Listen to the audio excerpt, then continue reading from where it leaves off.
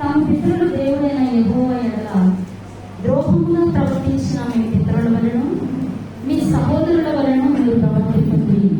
వారి ప్రవర్తన ఎట్టిదో మీకు అగపరచవలనని ఆయన వారి వినాశనములకు అప్పగించింది. ఏంటంటే మనం ఏం చదువుకోవడం ఇక్కడ? తమ పితరుల దేవుడైన యెహోవా ఎడల ద్రోహంగా ప్రవర్తించిన మీ పితరుల వలె మీ సహోదరుల వలె మీరు ప్రవర్తించొద్దు. ఆల్రెడీ మన పితరులు అంత భక్తిపరులుగా లేరు కదా, మన సహోదరులు అంత భక్తిపరులుగా లేరు. కాబట్టి వారు ప్రవర్తించినట్లే మనం కూడా ద్రోహంగా, వాళ్ళు చేసినట్లే మనం కూడా ద్రోహ కార్యాలు చేసిన అనుకోండి, దేవుడు ఏం చేస్తారంట?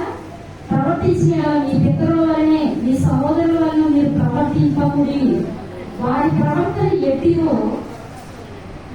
మీకు అగపరచవలనని ఆయన వారి వినాశనములకు అప్పగించారు. ఎవరికి దేవుడు బట్టి ప్రతిఫలం దేవుని వాక్య సాధిస్తుంది కదా.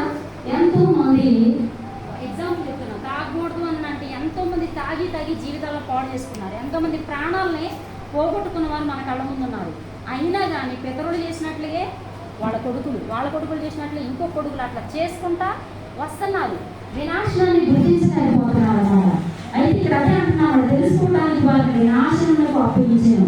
మీ పితరుల వలె మీరు అవిధేయులు కాక. పితరులు ఏమైపోయారంట? అవిధేయులు అయిపోయారంట. దేవుడి మాట వినలేదు, చేయగల పనులే చేశారు పితరులు. కాబట్టి మీరు కూడా అవిధేయులు కాక, మీ పితరుల వలె మీరు అవిధేయులు కాక యెహోవాకు లోబడి. ఎవరికి లోబడాలంట? యెహోవాకు లోబడి. మీ పితరులు లోబడలేదు, మీ తల్లిదండ్రులు లోబడలేదు, మీ పితరులు లోబడలేదు. అలాగే మీరు కూడా లోబడకుండా ఉండదు. కానీ యెహోవాకి మీరు లోబడి ఆయన శాశ్వతముగా పరిశుద్ధపరిచిన ఆయన పరిశుద్ధ మందిరంలో ప్రవేశించి. ఎక్కడికి ప్రవేశించమంటాడు? ఆయన శాశ్వతంగా పరిశుద్ధపరచబడిన మందిరం. ఈ మందిరం ఏంటి? దేవుని మందిరమేనా? దేవుడు పరిశుద్ధపరిచిన మందిరమే కదా. ఈ మందిరంలోకి మనం ఏం చేయాలంట? రావాలంట. మన పితరులు రాకుండా ఉన్నారు, చాలా నశించిపోయారు. చాలా మంది దేవుడికి దూరం అయిపోయారు. దేవుడి రాజ్యాన్ని కూడా పోగొట్టుకునే ఉన్నారు. వారికి రక్షణ లేదు. మనం కూడా అలా ఉండొద్దు. మనకి రక్షణ అందుబాటులో ఉంది కాబట్టి మనం ఏం చేయాలంట?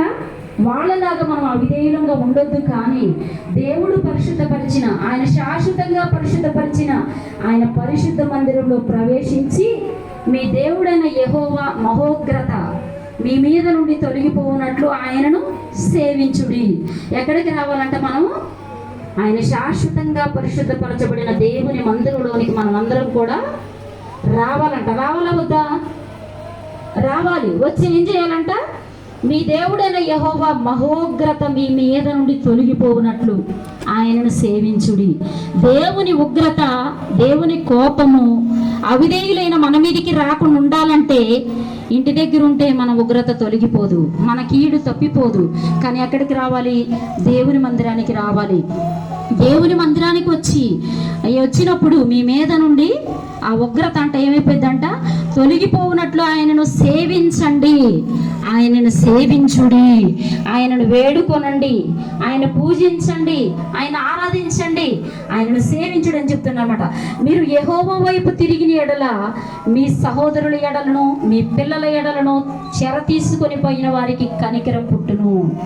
ఎవరి వైపు తిరిగిన ఎడలంట?